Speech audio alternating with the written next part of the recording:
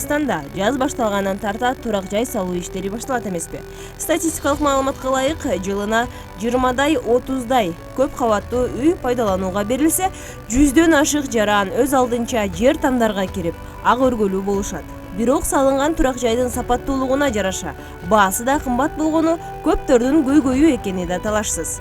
Ал эми замандын өсүшүнө жараша курулуш тармакта да жеңилдетилген түрдө сапаттуу кыймылсыз мүлккө ээ болуу өнүгүүлөрү жүрүүдө. Анын бири СИП панелдерин тургузулган тамдар. СИП панель деген бул панелдер. Бул 170 сантиметрлиги сырткы панелдер, 120 сантиметрлиги ички панелдер. СИП панель деген өзү структурасы изоляцияланган панель да. Бул эки чети ОСБден турат, ОСБ 3төн. Атайын 3 текот, технический, огнестойкий, водостойкий. Ортосу болсо 20 тыгыздагы пенополистирол. Маселе боюнча кирпичтен айырмалуулугу, эми көбүнчө элдер кирпич колдонот бизде. Ошол себептен кирпичтен биринчи айырмалыгы бул жылуулукту жакшы сактайт. Ушул эле 170 сантиметрлик СИП панель, анакей 2 метр кирпич кандай жылуулук кармаса, ошондой жылуулук кармаганга ээ да. Нагрузка көтөргөндүгү боюнча бул кирпичтен бир аз азыраак, бирок өзүнүн конструкция жеңил болгон себептен өзүнүн талабына жооп берет. Кирпичке салыштырмалуу жер титирөөгө туруктуулугу жогорулак. Себеби бул жеңил конструкциянын бири-бирине кыналып, монтажный пена менен, брустар менен кыналып курулат да. Ошол жагынан үнүмдүү. Курулуштагы убакыты, салуу убакыты. Кирпичти мисалы 1 жылга чейин салса, буну 1,5-2 айда бүтүрсө болот да СИП панель менен үйдө. Аталган материалдан көп кабаттуу үйлөрдү курууга мүмкүнчүлүк бар. Алгач кадимки фундамент куюлат. Ал эми кыш мезгилинде же нымдуу жерге салына турган болсо, анда фундамент атайын темирден жасалган шаймандар менен, буроолор менен бекитилет. Белгилей кетсек, кадимки стандарттык кирпич үйлөрдөн өзгөчөлүгү СИП материалынан курула турган тамдын фундаментинин туурасы 25-30 сантиметрди гана түзөт.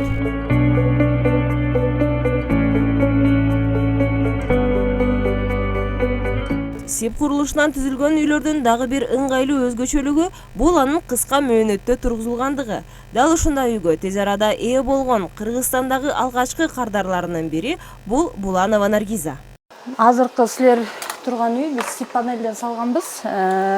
Майдын башында баштаганбыз да. Майдын башында баштап, эменин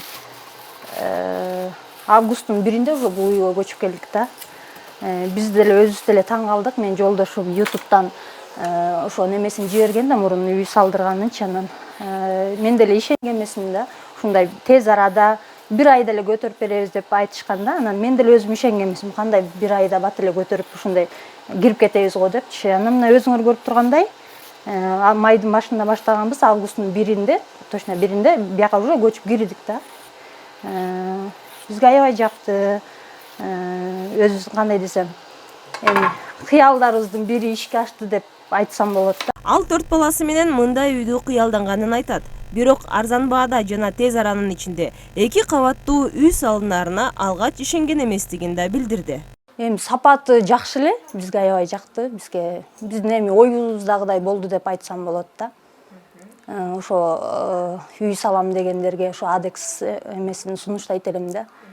Биздин купулубузга толду десем болот да. Канча каражат кетти? $40,000 кетти. $40,000 бүттү да. Анан ошо үйдү көрүп келгендер айтып атышат, $40,000 аябай жакшы бүтүптүр, арзан бүтүптүр депчи. Себеби мындай 2 этаж үйдү берки кирпич менен салганда бир 100,000 бер жагы эле кетет дейт да. Анан бул арзан да болот атат, анан бат да бүткөнү жакшы болот атат да. Белгилей кетсек, мындай ыкмада үй куруу Кыргызстанда жаңыдан гана өнүгүүдө.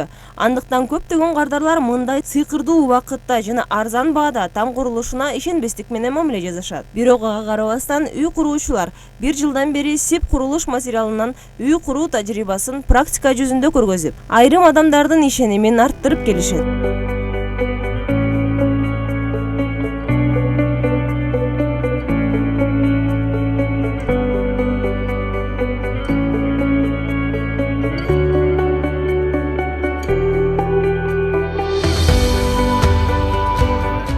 Сип курулуш материалынан курулган тамдар алгач АКШда пайда болгон. Андан соң панелдүү каркас менен тургузулган турак жайга суроо талап Европада ири өнүгүүдө. Ага себеп бул жабдык менен салынган тамдар тез бүтөт. Үйдүн ичиндеги температураны бир абалда сактайт. Жер титирөөдө туруктуулугу менен айырмаланат. Биздин панелдер, мынакей өзүңүздөр көргөндөй, SIP панель деп аталат. Бул негизи өзү Канадада чыккан технология болуп саналат. Бизге жаңы гана келип атат десек болот. Уже 2 жылдан бери иш кылып атабыз. Анан бул SIP панелдин негизги курамы экструдированный пенополистирол, анан ОСБ. Бул ОСБ болсо кадимки жыгачтын стружкалары болуп саналат. Биз бул Россиядан келет. Кроношпан деген компаниядан алабыз. Экструдированный пенополистирол Кыргызстанда сертификациядан өткөн Snowland деген компания бар. Ошондон алабыз да. Бул клей болсо өзүнүн атайын SIP панелдин клей болуп саналат. SP17 деген полиуретановый двухкомпонентный деп саналат. Бул ушул SIP панелди кармаштырганга колдонулат. Пенополистирол менен ОСБнын ортосуна ушул реке клей кетет дагы. Анан ушундай басымдын негизинде чапталып чыгат. Үйлөрдү курууда тамак ичүүчү, балдар бөлмөсү, уктаачу бөлмө, кабинет жана көмөкчү бөлмөлөр болуп пландаштырылат эмеспи? Турак жайдын долбоорунда жана квартираларды пландаштырууда бөлмөлөрдү желдетүүгө, күндүн тийишине ыңгайлуу жана турак бөлмөлөрдүн ашкана, ванна, даараткана жана тепки чаянчылардын алысыраак болушу да зарыл. Ошондой эле үй бейпил эс алууну камсыз кылууга тийиш. Ал эми жогоруда айтылган мүнөздөмөгө SIP каражаты менен кура турган адистер толугу менен жооп берерин да билдиришти. Мынакей урматтуу көрүүчүлөр, бизден жогоруда келген меймандарыбыз менен жакшы маек курдук жана ошондой эле сиздерди да дал ушул Ракета кино тасмасына барып, чер жазып көрүп, маанайыңыздарды көтөрүп кетиңиздер деп бардыгыңыздарга тилектеш бололу. Андыктан мынакей алдыда дагы күтүп жаткандай жогоруда бизден эфирден Таңкы СТО программасынан сиздер үчүн атайын сюжет даярдап да кое бергенбиз. Бүгүнкү күндө заманбап үйлөр туурасында маалымат бергенбиз. Дал ушул жактан бизге дагы мейманыбыз келген. Ооба. Толугураак айта кетсек, SIP панель боюнча азыркы кезде курулуш иштери дагы абдан арбан болуп жаткандыгын бирден бир себебин билиш үчүн жана ошондой эле SIP панель каяктан келет, эмне себептен Кыргызстанда бул материал келип, бул материалдардан тамдар курула баштады деген суроо менен атайын биз студиябызга мейманыбызды чакырганбыз. Адекс курулуш компаниясынын башкы директору Уларбек Бакырдинов келип турган учуру. Саламатсызбы? Саламатсызбы? Кутман таңыңыз менен. Мынакей азыр биз SIP панель боюнча маалымат ала алдык. SIP панель бул негизи эле мунун сапаттуулугу жөнүндө дагы бир ирет айта кетсеңиз. Анткени көрүүчүлөрдө жана баягы коомчулукта суроо пайда болушу мүмкүн. Жеңил эле жөнөкөй эле баягы ДСП анан пенопласттан кантип там курулат деген. Туура эле. Саламатсыздар дагы бир жолу, саламатсыздар урматтуу көрөрмандар. SIP панель жөнүндө айтып кетсек, бул SIP деген сөз өзү аббревиатурада структурасы изоляцияланган панель деп чечмеленет да. То есть үйдүн ичинде, например, 24 саатта ошо SIP панелден курулган үйлөрдүкү 2 градус теплопотеря болот да. То есть үйдөн тепло почти кетпейт деген сөз, чыкпайт деген сөз да. Анан эми бул Кыргызстанга жаңы келип жатат, өзүңүз билгендейчи. Жаңы келип жатканын себеби бул технология жаңы пайда болгон жок да. Бул технология бар болчу, просто Кыргызстанга жаңы келип жатат да. Анан Канада мамлекетинде пайда болгон. Канада мамлекетинде баарыбыз билгендей эле суук мамлекет. Мындай өзүңөрдөр эстеп көрсөңөр, хоккейден дайыма финалга Россия либо Канада чыгат да финалгачы. Анан ошол жерде ученыйлар Южный полюсту изилдөөдө аларга деген биздин боз үй сыяктуу жеңил бат курулган үй керек болгон экен да. Ошону изилдөөнүн алкагынан анан пайда болгон технология да. Азыркы учурда Канада, Америка мамлекеттеринде жер тамдар 80% ушул технология менен курулат экен да. Себеби дегенде эң жакшы нерселери сапаттарга ээ. Бул жылуулукту жакшы сактайт, кышкысын. То есть аз акча менен үйдү жылыта аласың да. Жайкысын үйдү салкын кармайт. То есть аз акча менен температураны бир абалда кармайт. Бир абалда кармайт да. Ошондой сапаттарга ээ да. Андан тышкары дагы жер титирөөгө, шамал шумул, Америкада өзүңөр билгендей урагандар, чоң шамалдар көп болот. Ошолорго да жакшы туруштук берет да. Ошол себептен Америкада өтө популярдуу технология болуп эсептелет. Анан ошону биз Кыргызстанга алып келели деп чечип, азыркы учурда Кыргызстанга алып келип, Кыргызстанда курулуш кызуу жүрүп жатат да. Негизи эле болжолдуу түрдө бир орто эсеп менен 4 бөлмөлүү үй деп коелу. Биздин көрүүчүлөрүбүзгө деле кызык болуп жатса керек. Каражат жагында кандай болушу мүмкүн? Каражат жагынан мындай да, эми салыштырмалуу мындай үй салуу салыштырмалуу технологиялар бар го, кирпичтен салуу жана башка материалдарданчы. Топурактан менен салыштырып алсак, топурак менен салган үй менен салыштырып алсак, калгандан бардыгынан арзан болуп түшөт да. Жана арзан болуп түшкөндөн тышкары дагы сапаты жагынан дагы жакшыраак болот да. Мындайча айтканда, эми биздики мындай 4 комнат дегенде мындай элестетиш өтө кыйыныраак болот да. Квадрат метр менен айтсак болот да бизчи, 1 чарчы метр менен да. 1 чарчы метр менен алганда, эгерде үйдү толугу менен бүтүргөнүбүздү алсак, то есть биз работасын, жумушу менен, жумушун, работасы, материалдарын сатып алганы, ошону алып барып койгону, балдардын тамак ашы баары, куручулардын акысы, да, куручулардын акысы баардыгы бирге отуруп туруп, 1 чарчы метрине $250 үй толугу менен бүтүп, үйдүн ээси 3 айдан кийин кирип жашаганга толук мүмкүнчүлүк алат да. Демек 3 ай аралыгында гана салынып бүтө турган үй. Негизи биздин өзүбүздүн компаниянын тарыхында 220 квадрат метрлик объектини под ключ, фундаменти бар болчу болгону 20 күн ичинде бүтүргөн учур болгон да. То есть толугу менен бүтүрүп уже ачылышын кылганбыз да. Негизи курулуш аябай ылдам жүрөт да.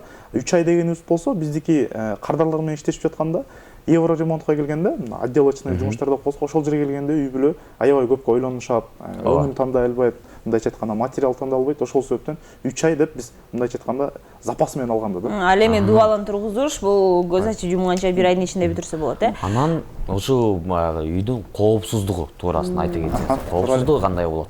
Коопсуздук боюнча бул материал негизи Кыргызстанда билесиз да, эмне деп коет, мындай өзүбүздүн климатыбызга да жараша карайбыз го. Мынча бизде Кыргызстанда эң чоң коопсуздук бул жер титирөөдөн туулушу мүмкүн да.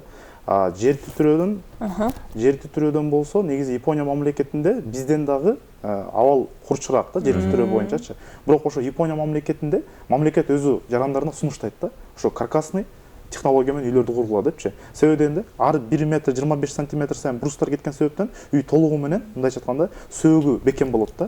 Жер титирөө болсо үй вибрация берет, бирок эч качан урап калбайт да. Бизде көбүнчө учурлар мындай кырсыктар ошол үй урап калган себептен болот да. Андан тышкары Кыргызстанда жыгач десе эле элдер өрт коопсуздугунан өрт, чычкан. Өрт коопсуздугунан корккон себеби мындай да, биздики деген жыгач десе эле аны шереңке менен күйгүзсө эле өрттөнүп кетет деп элестетишет да негизиненчи. ОСБ бул деген дүйнөдөгү эң кандай десем популярдуу курулуш материал болуп эсептелет да. Себеби дегенде жана стружка древесина деп коет, тактайдын калдыктарын чогултуп туруп, алар деген пресстейт дагы ошо ортосунда кислород калбайт да. Кислород калбайт деген сөз өрттөнбөйт деген сөз да. То есть ал өрттү мындайча айтканда колдобойт да. Анткени дегенде күйүүгө мүмкүнчүлүк жок. Например, өзүңөр деле бул мындайча менин сөзүмдү текшерип көрүш үчүн үйүңөрдөн ОСБ баарыбыздын үйүбүздө бар болушу мүмкүн. Кичинекей калдыгын алып туруп күйгүзүп көрсөңөр болот да. Ал деген чок болуп тура бериши мүмкүн чоң өрткөчү, бирок өрттөнүп кете бербейт да. Ошол себептен ОСБ колдонулат да, эки жак бетиндечи. Анан эми ортосунда болсо материал өзү жөнүндө айтып берсекчи, пенополистирол. Пенополистирол болсо 2% стиролдон, таза стиролдон, жана 98% болсо бул кислороддон эле турат да, сжатый кислород да. То есть ОСБ менен бекилет дагы. Андан тышкары биз гипсокартон менен обшивать этип кетебиз үйдүн ичин, то есть бекитип кетебиз да гипсокартон менен. Гипсокартон толугу менен күйбөөчү материал да. Электромонтаж ошондо гипсокартон ичи менен кетип калат да, ичи менен кетип калат. Ооба. Мындайча айтканда, эми чоң эле бир кокустук болуп, үйдө бир кандай десем, эми көбүнчө пожарлар кантип болот? Кичинекей бала пардан өртөбүшү мүмкүн. Ушундай бир же таптакыр туура эмес жана өзлөрү колдонууда техника безопасности деп коет го, ошону соблюдение кылбаган себептен бир чоң өрт чыгып кетип десе эле, мындай негизи кандай десем, замыкание болгондон же бир башка нерседен өрт болбогонуна бир колдон келишинче кепилдик жасап кетебиз да буюрса. Эң негизгиси ошол эле ток менен замыканиядан өрт чыкпайт. Анан дагы өзүңүз айта кеттиңиз эле, ошол көптөгөн көрөрман кардарлардыкы бул ошол чычкандан да коркунуу сезилери депчи, баягы коркунучтар пайда болот деп. Өзү жыгачтан болсо, ортосу пенопласт болсо, Туура. Негизинен бизде Кыргызстанда действительно чычкандан көп мындайча айтканда жабыркагандар бар. Жабыркагандар бар экен да. Ал эми эмне себептен кайра эле ОСБга такалабыз да. Эмне себептен ОСБ дүйнөдө популярдуу да. Себеби дегенде ОСБ деген бул жыгачтын калдыктарын башаламан жайгашкан да. Башаламан жайгашкан деген чычкан жейин дегенде ал таңдайына сайлат. Таңдайына сайлат да. Мындайынан жөнөкөй жана биз брустар бар го, тактайлар турганда болсо, ал жерде болсо жана өзлөрүнүн немелери, мындайча айтканда жыгачтын өзүнүн немелери болот, линиялар болот да, мына жип сыяктуучу. Аларга деген алар ыңгайлашып туруп жей берсе болот да. Бул жерде башаламан жайгашкан себептен ОСБны чычкан тешип кирбейт да. бул ДСП эмес, бул фанера эмес, бул ОСБ да. То есть ушул жерде мындай, кандай десем, азыркы учурда 21-кылым, ар бир мен айтып аткан сөзүмдү Google байкебизге кирип туруп ошол жерден бир сурамжылоо жүргүзсө бүт маалымат чыгат да. То есть плюсу дагы, минусу дагы. Ооба. Анан дагы бизде мындай нерсе бар, баягы жер кыртышыбыз, бизде дагы ар кайсы жер ар кандай жайгашкан эмеспи? Нымдуулук баягы нымдуулук деген нерсе болот, аябай кургакчылыкта учурлар болуп калат. Андай учурда туруштугу кандай болот? Туптуур айтып атасыз. Негизинен бул технология негизи өзү категориясы боюнча жеңил конструкциялардын категориясына кирет.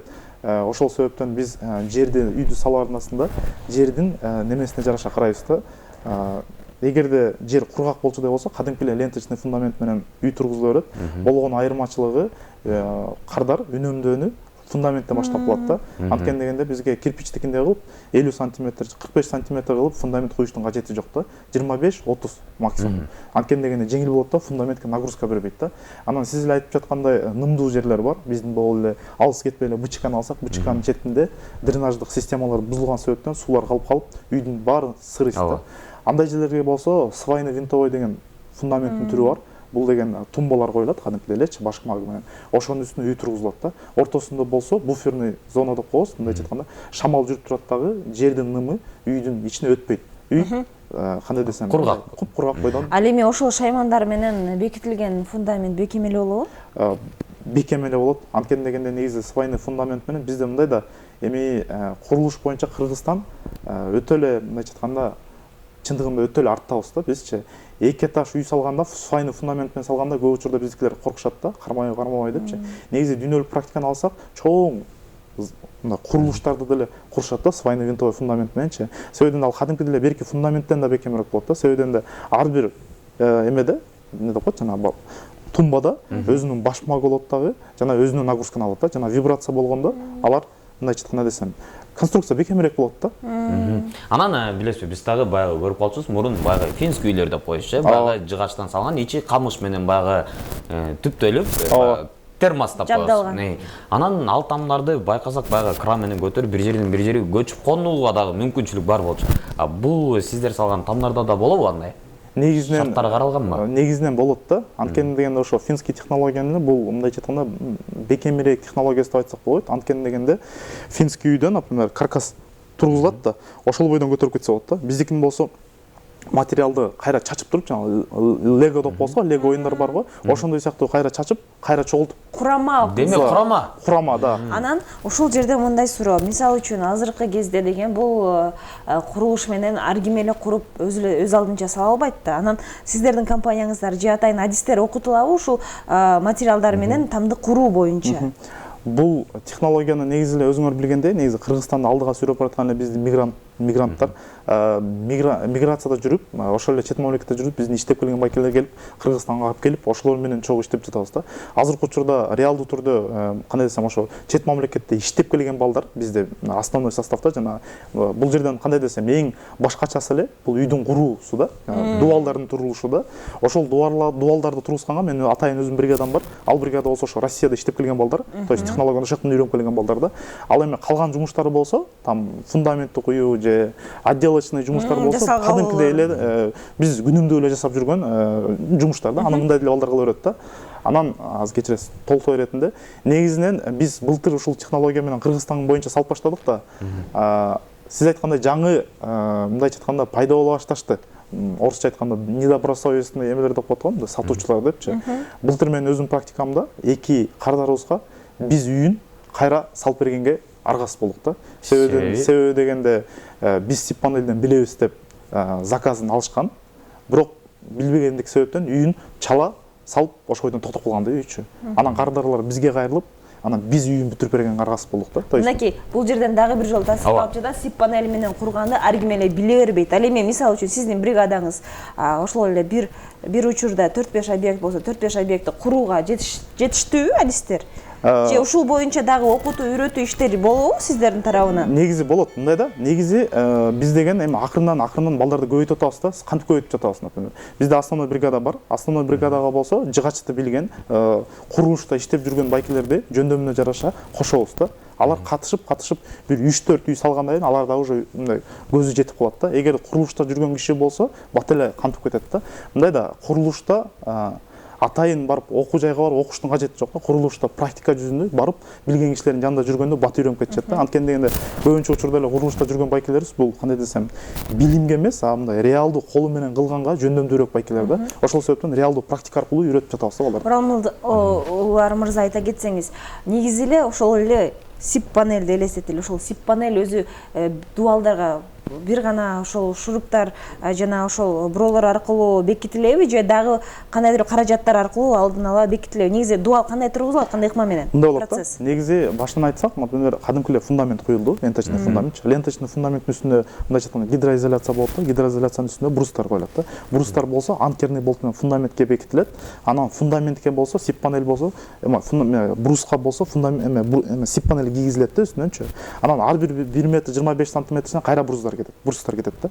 Алар бири-бирине пена чачылат дагы, пена менен бекитилет. Пенада чаптайт да. Кадимки эле строительно монтажный пена ошо менен чапталат дагы. Анан дополнительный эме катары, кандай десем, бекем болуп коопсуздук үчүн саморезтер менен бекитилет да. Атайын өзүнүн саморезтери бар, мунун дагычы. Ошолор менен шурпа өрт менен эле бекитилип кете берет да. Ошону менен эле үй курулуп кете берет. Эч неме болбойт да. Эми биз өзүбүз дагы мындайча айтканда кандай десем, Кыргызстанда биз ушул курулушту жаңы алып келип аткандан кийин биз дагы элге сунуштап атканда, мындайча айтканда жүзүбүз жарык болсун деп атайын мамлекеттик сыноостон өтүп жатабыз да. Азыркы учурда Кыргызстанда биздин компания, жападан жалгыз компания, который официалдуу түрдө мамлекеттен барып бүт тесттеринен өткөн да. То есть тесттеринен өткөн дегенде биринчи эле бул пенополистиролдун денсаулыкка зыянбы, зыян эмесин текшеришет. Биздин ошондой органдар бар, ошолор текшергенчи.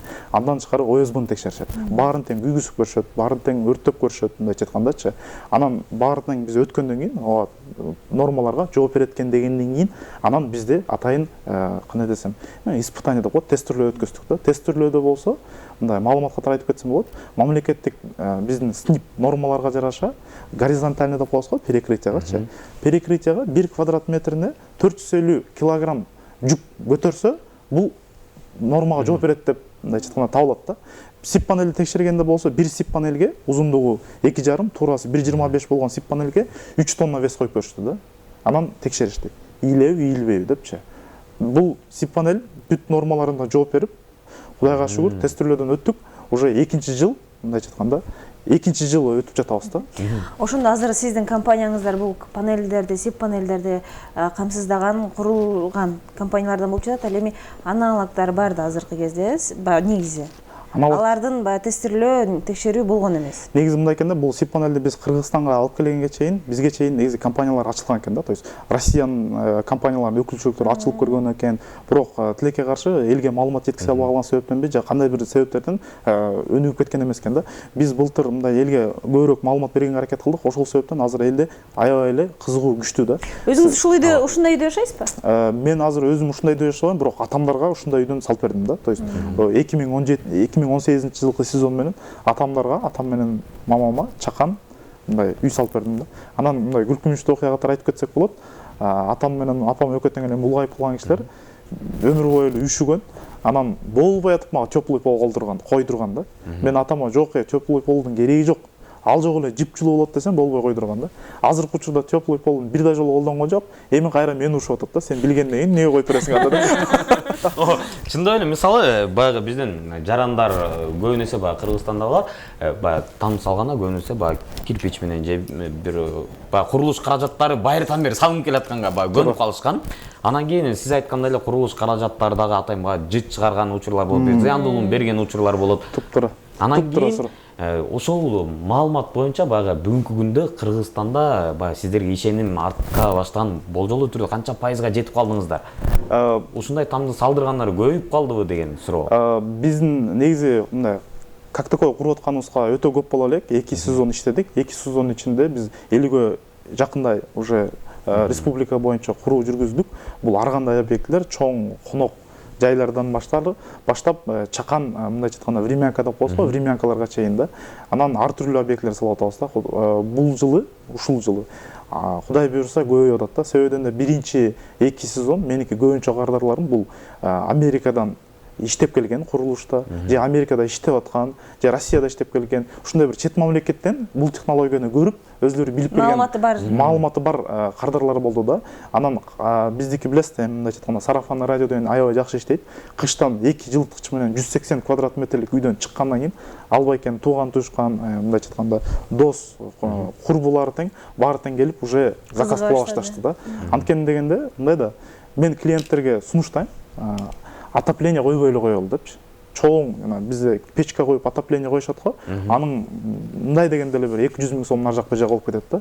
Биз андан көрө клиенттерге сунуштайбыз. Электрический эле саморегулируемый отопление бар да. То есть үйдүн ичинде жылуу болсо, ал өчүп калат да. Үй муздап калса, кайра күйүп иштей берет да. А бул эмнени берет? SIP панелден салынган үй болсо 24 саатта, 1 суткада 2 градус теплопотеря болот да. То есть ал бир жолу жылыткандан кийин көпкө чейин күйбөй тура берет да. То есть электроэнергия кетпейт. Плюс генератор коюп коелу дейбиз да. Кадимки термостун ичинде жашаганда. Кадимки генератор коюп коебуз. Ошондо эгерде биздин мамлекетте баарыбыз тең билебиз, свет өчүп калышы мүмкүн. Свет өчүп калчу болсо сиздин үйүңүз да жылуу болот, жана светиңиз да бар болот да. Плюс акчага да үнөмдүү да. Допустим, биз мындай калькуляция кылып көрдүк. Средний үй бүлө бир сезондо, кышкы сезондо 5 тоннадан 10 тоннанын нар жак бер жагында жагып болот экен да. Көмүр. Аны менен алып туруп эле сиз ошол 4 айда электроэнергияга төлөгөн акчаңызды мунук менен салыштырсаңыз, ошол 1 жылда жаккан көмүрүңүздү сиз 5 жыл кыштан чыгып кеткенге толук мүмкүнчүлүк түзүп берет да. Так что бул технологиянын мындай пайдалуу жерлери аябай эле көп да. Анан сиз жана дагы бир суроо берип кеттиңиз, ошого да толук терет айтып кетейин. Бизде Кыргызстанда көп учурда эме деген түшүнүк бар да, дуал дем алыш керек дегенчи. Ооба. Мындай дуал кадимкидей дем алып туруш керек дейт экен да. Ал дуал дем алуу бул деген кандай десем, эми биринчиден теплопотеря болот. Теплопотеря деген үйдүн ичинен жылуу чыгып кетет. Экинчиден болсо сырткы мустак аба менен үйдүн ичинен чыккан жылуу аба алып туруп ошо стенанын ичинен жолугат дагы. Анан жана көгөрү, сыйрыс пайда болгон ошол себептен да постоянно өтүп турат да. Дуал дем албай эле коюш керек. Дуалдан энергия потеря болбош керек. То есть жылуулук чыгып кетпеш керек да. Болгон үйдүн ичинде сиз айткандай жана аба эме бузулбаш үчүн циркуляция болуп туруш керек да. Абанын таза аба кирип, эски аба чыгып туруу процесси болуш керек да. Ал болсо дуалдын өзүнөн эмес, ага атайын вентиляционный өзүнүн системалары болот да. То есть үйдүн ичинин абасын тазалап турчу. Ошондойлорду коюп кетиш керек да.